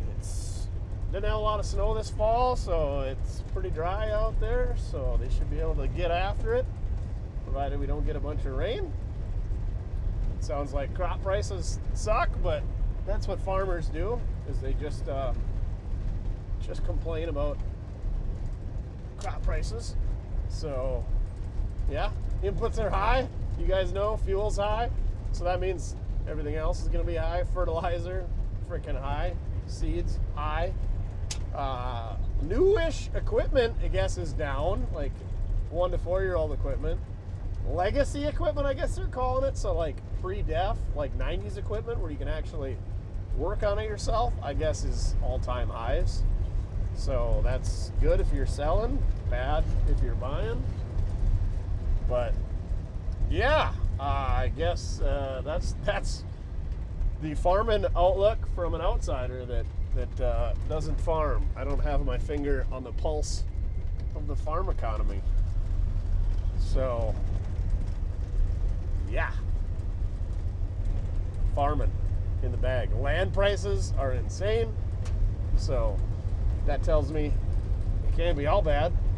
I mean, because if equipment's high and land is high, then apparently somebody's making money out there. And land could be high from investors. but investors are not buying legacy equipment, I wouldn't think. And that equipment's not old enough to be collectors driving the prices up. So yeah, I don't know. Comment down below if you know more about farming than me. So that should be a lot of you guys. Well, maybe not a lot of you guys, but some of you. And if you're wondering what we farm up here, not we, but like the locals, it's mainly corn and soybeans. And a lot of the corn goes for ethanol, and a lot of the soy goes to China. And there is a small amount of wheat. Seems like it gets smaller and smaller every year. There's some sunflowers a little ways away from us. There's a few guys that are dabbling in that now. Just guys diversifying because prices have been low. And then also there's a few guys that are doing, like, what do they call that? There's not much organic. There's a few guys doing that. But what's the word I'm looking for? Edible beans. I don't know what that means. Beans that people eat, that doesn't go to China for them to make, for them to eat. I don't know. Pinto beans? Lima beans? Green beans? The musical fruit, the more you eat, the more you toot. So yeah, pretty much all corn and beans. There's a few guys growing canola around here. The Canadian rapeseed. Interesting name. But yeah, again, a couple guys diversifying, growing that. So yeah, that's what I know. Average farm size, Southeast North Dakota, I would say it's probably 3,000 to 5,000 acres. Rough guess. I don't know. When I was a kid, so 25, 30 years ago, if you had 2 combines, you were a big deal. You were a big deal to me. Now the small guys have 2 combines, 2 big combines. Like these combines are, everybody's got, 40, 45 foot headers. So pretty big equipment. And a lot of guys will run 2 combines. Duff, is that you breathing, or is this thing overheating? Oh, it's creeping up there. It's still in the normal. They'll run 2 combines on soybeans, and then for corn, you get like what, 35 to 50 bushels on beans, and then like 200 to 250 it seems like on corn. So you got to have more guys to operate with the corn, so they just run 1 combine, and you take the other guy that was driving the combine before and have them running a truck, and then they got the other combine as a spare in case one goes down, because you're hauling a lot of product off. Oh no, that's definitely steam coming from underneath the hood. But the temp is still good, so we're just gonna keep on keeping on.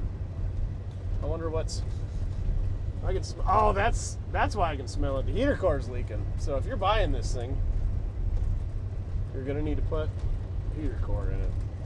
So that's probably more than you guys wanted to know about farming in North Dakota. You get a little bit further east, and the guys over there, there's a couple potatoes scattered around, but over east, they start getting into the sugar beets, and they take those to the sugar beet plant. It's kind of a different process. I don't know much about it. Seems like they combine rain or snow all 24 hours a day, and then they truck it in, and there, whoa, that was definitely a radiator hose. Ha! Duff, she let loose all over the windshield. What did you do? Where's a good spot to pull off? All right, that's what I get for talking about farming and I don't know nothing about it. God dang it, the frickin' rollback is full of wheels, so that's gotta be unloaded. We got a trailer that's hooked up that's empty, so we'll just have to call Chin to come get us with that. So all right, that's gonna wrap her up for old Mortske Repair here. Go check out other videos. Go check out the merch at mortskerepair.com. Get yourself a beanie while it's cold out and a sweatshirt. And get yourself a magnetic can koozie so you can haul sandwiches around in your rusty old Ford or Chevrolet or Dodge or whatever that doesn't have cup holders. They're fantastic. And you can use them in the shop to hold your penetrating oil or your glass cleaner. And get a super scraper. And a fender cover if you have something that's nicer than this. But remember, it doesn't matter how you get it done, so long as you're having fun. All right, on to the next one. There's a nice approach to back into. Oh, she's starting to ping a bit. We're warm.